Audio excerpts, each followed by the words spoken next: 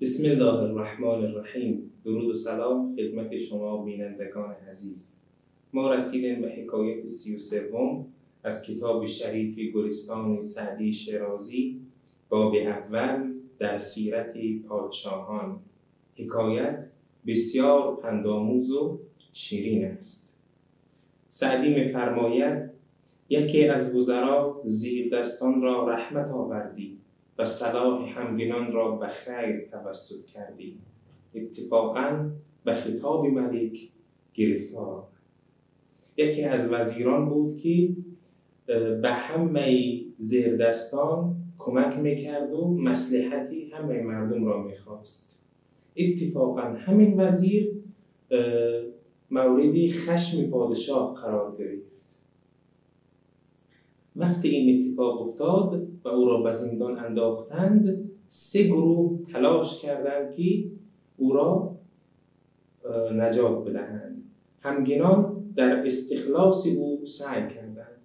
بقیه وزیران در خلاص شدن این وزیر از زندان تلاش کردند و گماشتگان در عقوبتش ملاطفت نمودند و زندانبانان وقتی این وزیر در زندان بود تلاش کردند که در زندان آزار بیش از حد نبیند و بزرگان ذکر سیرت خوبش به افواه بگفتند و بزرگان دیگر ریش سفیدان نیز ذکر خیر این وزیر را با دهانها گفتند و این سخنها بسیار شد تا ملک از سر خطاب او درگذشت. اینقدر از وزیر خوبی گفتند که پادشاه او را آزاد کرد.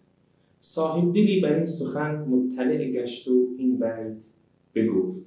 یک صاحب دل، یک انسان خداشناس این داستان را دید و این 3 بیت را گفت. اینجا جناب سعدی نتیجه گیری میکند از این داستان.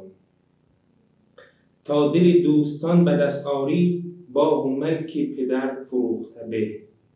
پختن دیگ نیکخواهان را هرچه رخت سراست سوخته به.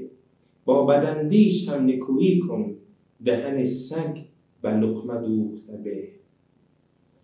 میگه دل دوستان را به دست بیار. آنقدر این مهم است که اگر ملک و زمین و باغ پدر را هم فروختی باز هم خوب است.